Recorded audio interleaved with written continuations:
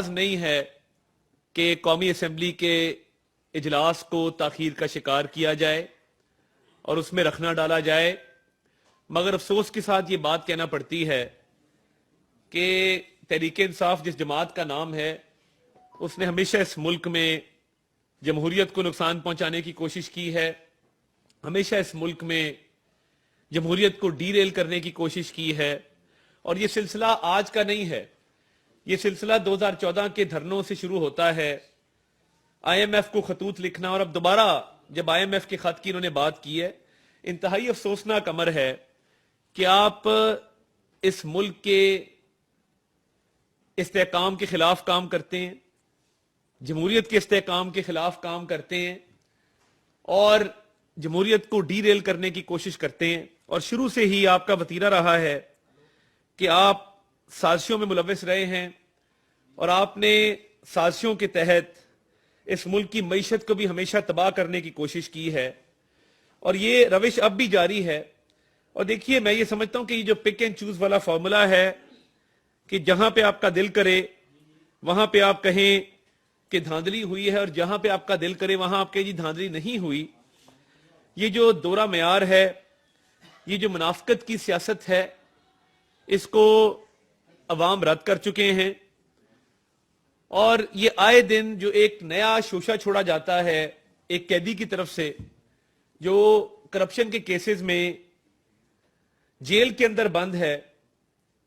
میری تو یہ سمجھ سے باہر ہے کہ آپ کس ناطے سے کہتے ہیں کہ ہم نے آئی ایم ایف کو لیٹر لکھنا ہے، اور آپ کرپشن کے کیسز میں قید میں بند ہیں، آپ پہ 190 ملین پاؤنڈ کا کیس ہے، توشہ خانہ کا کیس ہے، تو پھر آپ جب جیل سے یہ کہتے ہیں کہ میں آئی ایم ایف کو خط لکھنے جا رہا ہوں، آپ کس حیثیت سے لکھ رہے ہیں؟ کیا آپ آئی ایم ایف کے خط کے اندر یہ لکھیں گے کہ میرے پہ اربوں روپے کی کرپشن کا الزام ہے مجھ پر اور میری اہلیہ پر؟ کیا آپ ان خطوط میں لکھیں گے کہ آئی ایم ایف والوں، میں جو سربراہان مملکت ہمارے دوست ممالک کی طرف سے آتے تھے ان سے دیے گئے تحفے بیچ کے اس کے پیسے میں ہضم کر گیا؟ کیا آپ لکھیں گے کہ میری کابینہ وہ کابینہ جس نے 190 ملین پاؤنڈ کا سکینڈل کیا اور اس قوم کے اربوں روپے ہم نے اس میں غبن کر دیا، فراڈ کر دیا، کرپشن کر دی؟ تو جب آئی ایم ایف کو خط لکھیں اس میں لکھیں کہ میں نے دین کا نام استعمال کیا اپنی سیاست کے لیے، امر بالمعروف نہی عن المنکر کہا، ریاست مدینہ کہا،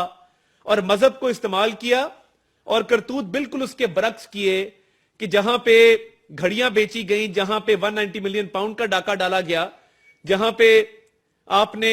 اربوں روپے کے غبن اور کرپشن کی اس پنجاب کے صوبے میں کی، تو ان خطوط میں یہ لکھیے گا کہ میں ایک کرپٹ آدمی اور میرے پہ کیسز اور میں جیل میں بند ہوں۔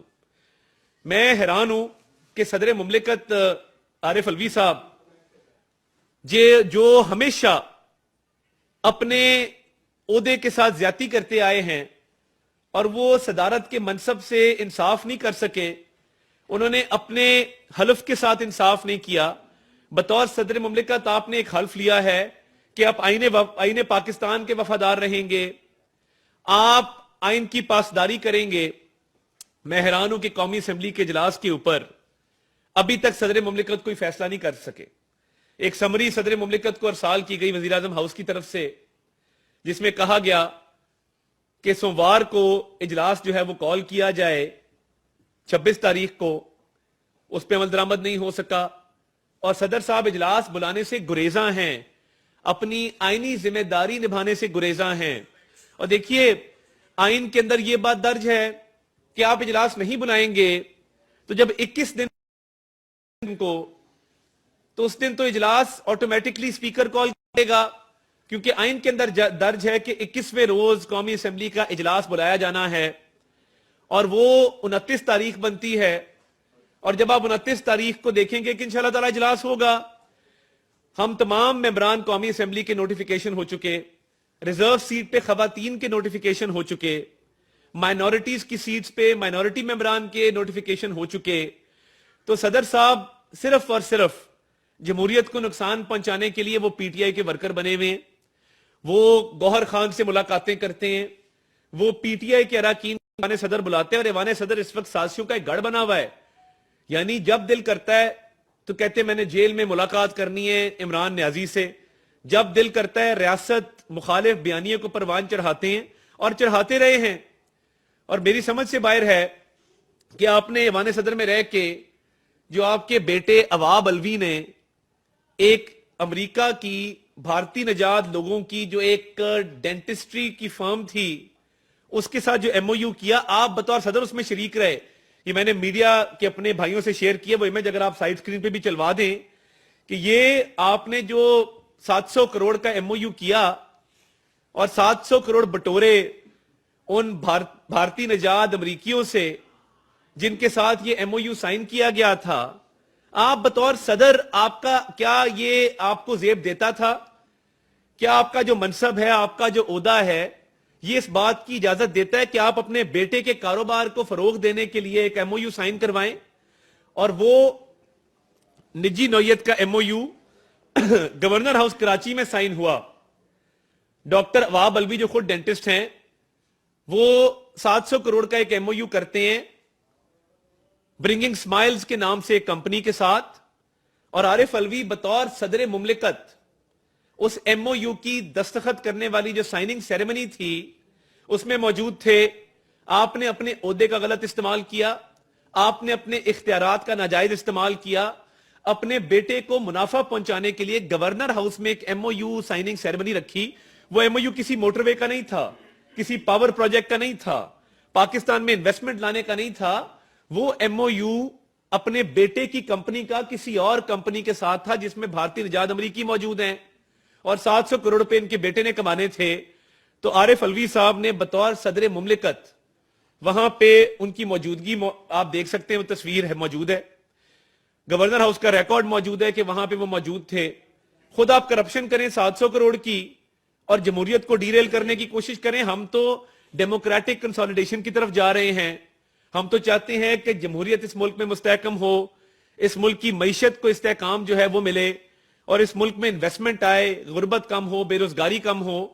اور صدر صاحب وہاں بیٹھے سازشیں کر رہے ہیں، اور نہ صرف سازشیں کر رہے ہیں بلکہ ڈے ون سے جب بھی ان کو موقع ملا ہے، کوئی اہم اپوائنٹمنٹس کا معاملہ ہو، وہ اٹھ کے بھاگ کے جو ہے وہ زمان پارک جاتے ہیں. کوئی اور معاملہ ہو تو وہ کہتے ہیں میں نے جیل میں ملاقات کرنی ہے. اور یہ دیکھیں ان کے اثاثے آپ چیک کر سکتے ہیں. میں نے جو ایف بی آر سے ڈیٹا حاصل کیا ہے، صدر صاحب کے جو کل اثاثے ہیں، اگر آپ ان کی مالیت چیک کریں تو مجھے حیرانگی ہوتی ہے کہ آپ کا ڈی ایچ اے میں کلفٹن میں پراپرٹی ہے کراچی کے اندر، آپ کی جو کل اثاثے آپ نے ڈکلیئر کیے ہیں وہ 4 کروڑ 36 لاکھ روپے آپ نے ڈکلیئر کیے ہوئے، جبکہ مارکیٹ ویلیو 14 کروڑ سے بھی تجاوز کر چکی ہے، 14 کروڑ سے اوپر کی ویلیو ہے. تو یہ باقی جو فرق آ رہا ہے یہ آپ نے ڈکلیئر کیوں نہیں کیا؟ آپ کے اثاثہ جات کے اندر انوملیز موجود ہیں. پھر انہوں نے ایوان صدر کے اندر ایک عادل انصاری نامی آدمی میڈیا کوارڈینیٹر رکھا، جو ایک سیاسی جماعت کا رکن ہے اور جو ریاست مخالف بیانیاں بناتا رہا ہے. اور انہوں نے فلسطین کے معاملے پہ صدر مملکت، صدر پاکستان نے جو ہم نے 2 اسٹیٹ تھیوری جس کو ہم سپورٹ کرتے ہیں کہ فلسطینیوں کا ایک علیحدہ اور خود مختار ایک خطہ ہو، اس حوالے سے بھی انہوں نے سوشل میڈیا پہ کیمپین چلوائی اور اس نظریے کو سپورٹ نہیں کیا. اور میں یہ سمجھتا ہوں کہ جب آپ فلسطین کے معاملے پہ آپ نے پاکستان کو شرمندہ کیا، آپ نے پوری اسلامی دنیا کو شرمندہ کیا، بطور صدر کے آپ کو زیب دیتا تھا کہ آپ اس طرح کا کام کرتے کہ فلسطین کے معاملے کے اوپر آپ فلسطینیوں کے حق میں بات کرنے کی بجائے فلسطینیوں کے خلاف چل پڑے. آپ نے فلسطین مخالف بیانیہ چلایا. بیٹا آپ کا کرپشن کرے، عہدے کا ناجائز استعمال آپ کریں، اپنے بیٹے کی انویسٹمنٹ بڑھانے کے لیے سرکاری وسائل کا استعمال کریں، بھارتی نژاد امریکیوں کے ساتھ ایم او یو سائن کریں، اور اس کے بعد آپ کہیں کہ میں نے قومی اسمبلی کا اجلاس نہیں بلانا. جمہوریت چلے گی انشاءاللہ تعالی، جمہوریت مستحکم ہوگی، معیشت بھی مستحکم ہوگی اس ملک میں، غریب عوام کے مسائل بھی حل ہوں گے انشاءاللہ تعالی.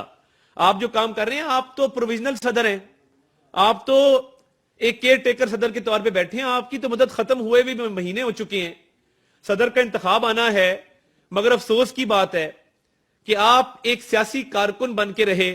ایک سیاسی جماعت کے رکن بن کے رہے، صدر کے دفتر کو، ایوان صدر کو بے توقیر کیا، اس کو سازشوں کا گڑھ بنایا.